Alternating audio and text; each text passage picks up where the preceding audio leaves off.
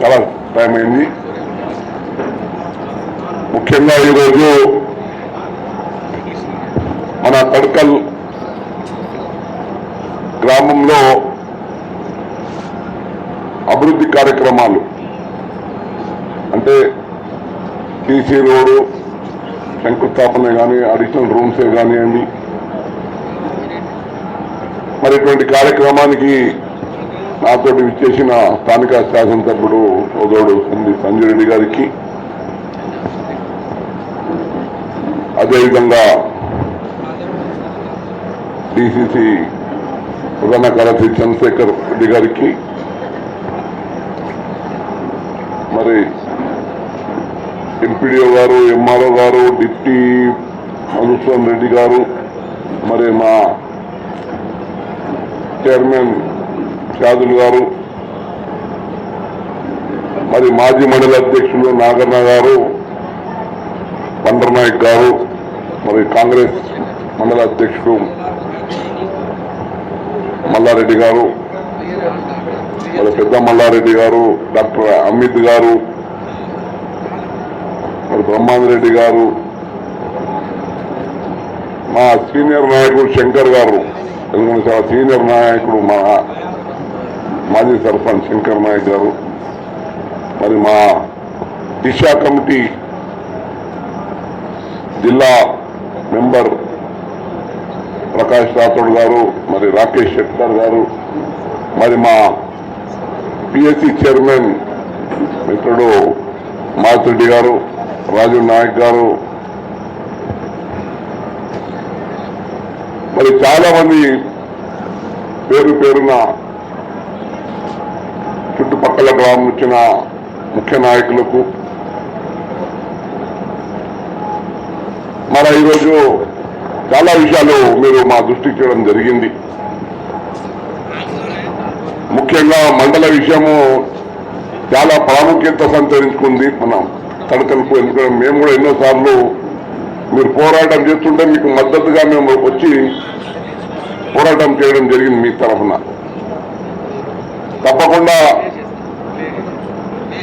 ఎందుకంటే ఆనాడు తెలంగాణ ఇచ్చింది కాంగ్రెస్ పార్టీ. తెలంగాణ రాష్ట్రం అయినప్పుడు ఈ మండలు జిల్లాలు ఎక్కడికి వస్తుండే. మరి ఆనాడు తెలంగాణ పోరాటంలో మీ ఎంపీగా నేను కూడా పార్లమెంట్లో బిల్ పాస్ చేసిన ఘనత మాకే ఉంది. మరి 10 ఏళ్లలో మరి ఇస్తా అన్న ఒక రాష్ట్రం ఇచ్చినాం మేము. ఇదేం జిల్లా మండలం పెద్ద కథ కాదు మనం. ఆయన కానీ ఆయన కేసీఆర్ గారు ఇట్లా జిల్లాలు ఇచ్చిందంటే 10 జిల్లాలు అంటే 33 జిల్లాలు చేసిన. అంటే శాస్త్రీయ పద్ధతిలో చేయలేదు.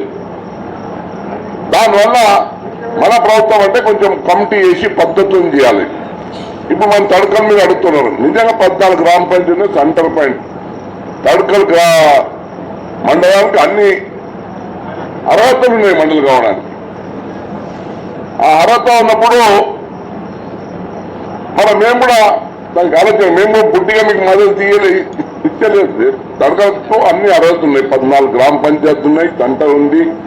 రోజు తడకల పట్టణం ఇక్కడ వస్తే పట్టణం లెక్క అయిపోయింది. అప్పుడు చిన్నప్పుడు ఊరు లెక్క ఉండే, కానీ తడకలు చూస్తూ ఉంటే కూడా అదొక చిన్న పట్టణం లాగా ఇప్పుడు మా కళ్ళ కనిపిస్తా ఉన్నది. మరి రోజు అభివృద్ధి చెందుతుంది. చుట్టుపక్కల వ్యవసాయం కూడా బాగుంది. రైతులు కూడా కష్టపడే రైతులు ఉన్నారు. మరి దానికి సమంజసంగా ఉంటుంది. తప్పకుండా మన శాసనసభ్యుడు సంజయ్ రెడ్డి గారు, నేను మా ఇద్దరు బాధ్యత కనుక మేము ఇద్దరం కూడా మాట ఇచ్చింది ఉంది. మా ప్రభుత్వం మనది ఉంది. మా ముఖ్యమంత్రి రేవంత్ రెడ్డి గారికి ఎట్లయినా ఒప్పించి మెప్పించి మరి తప్పకుండా అది కొంచెం ఇంకా ముంగటైనా కానీ చేస్తాం. ఆ భూపాలరెడ్డిగా కాదు మేము, ఆయన టాలెంట్ అప్పుడు చేస్తుండే కదా, ఎందుకు చేయలేదు? కాలం చేయకూడదని చేయలేదు. బద్మాస్తనం అంటారు దానికి. బద్మాస్తనం మీకు తడకలతో వేరే అయితే మా తడకలు కాదా, కావాలని చేయకూడదనే చేయలేదని. మరి తప్పకుండా మీకు ఆ దిశగా కొంచెం ఓపిక పెట్టండి, అంతేగాని పని అయితే పక్కా చేస్తాం అనుకుంటున్నాం. అదే కాకుండా మన తడకల గ్రామం మీరు చూస్తున్నాను, చిన్నప్పటి కూడా పెద్దలు కీర్తిశేషులు శివరావు షెట్కర్ గారు ఎంబడి రావడం జరిగింది. మా నాన్నగారు ఎంబడి, పెద్దలు కృష్ణారెడ్డి గారు ఎంబడి, కీర్తిశేషులు వారు ఎంబడి ఎన్నో సందర్భాలు. మరి నేను శాసనసభ్యునిగా ఎంపీగా ఉన్నప్పుడు తడకలు అనేది ఒక అభివృద్ధికి మాట. ఇది ఏ అభివృద్ధి కార్యక్రమాలైనా కాంగ్రెస్ పార్టీ నాయకత్వం అనేది అయినా ఇక్కడ చెప్పుకోదగ్గ పనులు. మీరందరూ కూడా మాట్లాడి అదే చెప్పినారు. ఇంకా కూడా సమస్యలు ఉన్నాయని చెప్పి తప్పగా ఉంటాయి. ఇప్పుడే చెరువు విషయంలో చెప్పినారు, మల్లారెడ్డి గారు చెప్పినారు, పండ్రనాయక్ గారు చెప్పినారు. పెద్ద చెరువు ఉన్నది, చిన్న చెరువు ఉన్నది, గన్పురం చెరువు ఉన్నది. దానికి ఒక లింకేజ్గా మాకు ఏర్పాటు చేసి లైనింగ్ కెనాల్ మంచి చేస్తే ఈ ప్రాంతంలో రైతులకు చాలా మేలు జరుగుతుంది. చాలా మంచి విషయం. ఎందుకంటే దానివల్ల గ్రౌండ్ వాటర్ పెరుగుతుంది, రైతుల వ్యవసాయం బాగవుతుంది, ఈ ప్రాంత అభివృద్ధి అవుతుంది. ఆ దిశగా మా తప్పకుండా సంజయ్ రెడ్డి గారు కూడా అన్నారు. మేము కూడా మన రేవంత్ రెడ్డి గారికి, ఉత్తమ్ కుమార్ రెడ్డి గారికి చెప్పి ఎందుకంటే ఇటువంటి పనులు మనం ప్రాముఖ్యత ఇచ్చి చేయాల్సిన అవసరం ఉంది. తప్పకుండా పని కూడా మేము ఎంబడి చేయిస్తామని కూడా ఇద్దరం మీకు మనవి చేస్తా ఉన్నాను. రెండోది రోడ్ విషయం. ఎందుకంటే తడ్కల్, గన్పూర్, వడ్లం, పెద్ద కలెక్టర్ రోడ్డు అది కూడా చాలా ఇంపార్టెంట్ రోడ్డుగా మీరు చెప్తా ఉన్నారు. మరి పిఎం చేసే ఏమైనా సంజీవుడికి మొన్ననే చెప్పాను, ఎన్ని చేసిన సంజీవ్ నువ్వు ఈ తర్వాత ఇంకా కవర్ కానీ ఏముంటే మళ్ళీ మనం ప్లాన్ చేసి ఎంపీగా నేను కూడా ప్రపోజల్ పంపిస్తాను. డబల్ ప్రపోజల్ ఉండకూడదు. ఒకటి అయిన కదా డబల్ కవర్ అయ్యి ఉంటే కవర్ అవుతాయి, కవర్ కానీ ఉంటే నేను కవర్ చేద్దాం. అట్లా చేసుకుని మళ్ళీ మీరు అన్నట్లు మన ఇక్కడ నుంచి నల్లవారు ఎట్లా వస్తే ఈ రోజు మళ్ళీ రీబీటింగ్ అవుతుంది. కానీ ఈ మన తడకల నుంచి గన్పూరు, వడ్లం, పెద్ద కడపలకు మరి అక్కడ కూడా మన జూకల్ కాన్సెన్సీ కూడా బాధ్యత మనకే ఉంది. అక్కడ లక్ష్మీకాంతరావు కూడా మనడు ఉన్నాడు. ఏదో మనం కోఆర్డినేట్ చేసి తప్పకుండా ఆ రోడ్డు కూడా మనం ప్రయత్నం చేద్దామని కూడా మీకు మనవి చేస్తా ఉన్నాను. అదే కాకుండా మరి ముఖ్యంగా ఈ రైస్ మిల్ విషయంలో చాలా మందికి ఇబ్బంది అవుతా ఉన్నది. ఎందుకంటే ఈ స్టేట్ల ఆధిపత్యం బాగా పెరిగిపోయింది. ఎంతంటే విపరీతంగా పెరిగిపోయింది లేదు. దాంట్లో ఒక్క సైట్ కూడా డబల్ సైట్ అయిపోయిండు, ఇద్దరు సైట్ అయిపోయారు. ఎందుకంటే మనం ఎన్నికల్లో చూసినాం, ఇద్దరు దగ్గర చుట్టాలు అయిపోయారుగా మాకేంది తరగంతా మాట్లాడుకుంటారు వాళ్ళు. కానీ చెప్తా ఉన్నాం, ఇప్పుడే మీరు అందరు బాగా ముందంతా ఊరు బయట ఉండే ఇప్పుడు పెద్ద తెలుస్తా ఉంది. ఆ పొట్టంతా గరీబుల ఇంట్లో పడితే ఎట్లయితుంది? పద్ధతి కాదు. తప్పకుండా ఆ రైస్ మిల్ అక్కడికి వెళ్ళి జరిపి ఇక్కడే వేసుకుని ఊరికి బయట, కానీ ఊర్లో ఉండకుండా చేసి కార్యక్రమం ఇద్దరం కూడా తీసుకుంటాం.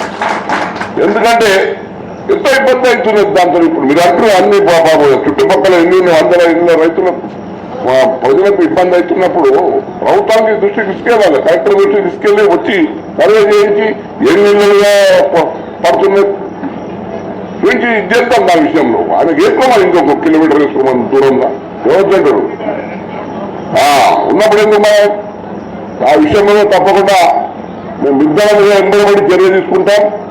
ఎందుకంటే దానివల్ల ఇబ్బందులు కూడా ఎక్కువైతున్నాయి. మీ రైతులకు ఇబ్బంది అవుతా ఉన్నది, మాకు రాజకీయంగా ఇబ్బంది చేస్తా ఉన్నాం. అయ్యా నీ బిందెలు చేసుకోండి కాదు, రాజకీయంగా తీసుమార్గం అయిపోయింది. మొన్న చాలా ఎమ్మెల్యే ఎలక్షన్ స్మూత్ గా అయిపోయింది. పార్లమెంట్ ఎలక్షన్ లో ఏమున్న వాళ్ళ కథ మొత్తం అంతా మతపరమైన రాజకీయాలు చేస్తున్నారు వాళ్ళు. మతపరంగా తరగతి ఒక మంచి గ్రామము, ఇక్కడ అన్ని మతాలు అన్నదమ్ములుగా ఉండే ప్రాంతాన్ని ఒక మతపరమైన రెచ్చగొట్టి ప్రజలకు దర్శనం చేసే పరిస్థితి కల్పిస్తా ఉన్నారు. ఆ సీట్లకి హెచ్చరిస్తున్న వేడికని అయ్యా మీరు ఏమనుకుంటారో ఇప్పుడు మీకు కడక చూపెడతాము. ఏదో మీరు ఉన్నారు కదా, మీ వ్యాపారాన్ని చేసుకుంటూ మాకేంది అనుకున్నాం. కానీ మాకు హెచ్చరి పెట్టినప్పుడు మీకు హెచ్చరి పెట్టవలసిన అవసరం ఉంది. దాంతో ప్రజలకు కూడా ఇబ్బంది ఉంది. మీ రైస్ మిల్లుల వల్ల సామాన్య ప్రజలకు ఇబ్బంది ఉంది. మరి తప్పకుండా ఆ దిశగా మా చర్యలు ఉంటాయని కూడా మనం చెప్తాము.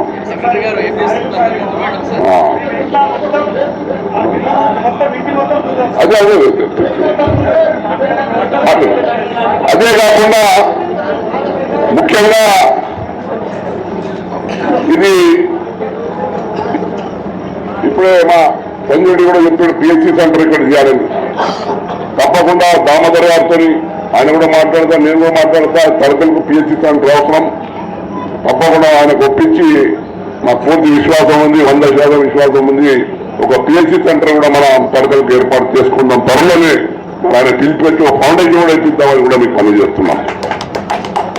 అదే కాకుండా సొసైటీ కూడా కావాలి మీకు.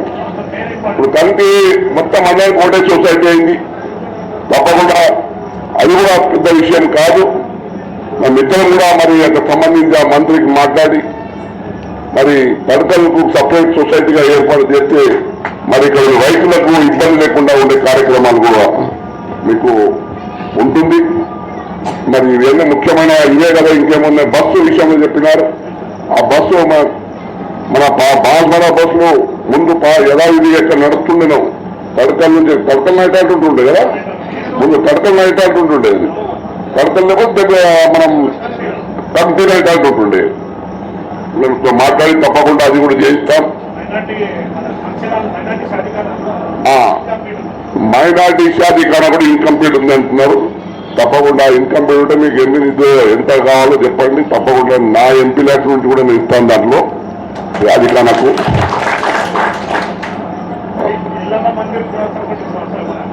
ఏముంది కమిటీ వేస్తారు. మళ్ళా మా ఎమ్మెల్యే గారు మేము కూర్చొని ఇద్దరు ఫండ్ వస్తే తప్పకుండా అది కూడా పెట్టిస్తాం. ఇక కొన్ని ఉన్నాయి. ఇప్పుడే చెప్పిన రాష్ట్ర పరిస్థితి కొంచెం ఇబ్బందికరంగా ఉంది. ఇంకొక 6 నెలలు ప్రభావం ఆగితే మనకు మిగతా నిధులు వచ్చినప్పుడు కార్యక్రమాలు చేద్దాం. ఎంపీడీ గారు తాత్కాలిక డ్రైన్స్ ఏమో అక్కడ ఇబ్బంది అవుతుంది. ఇప్పుడే నాయక్ గారు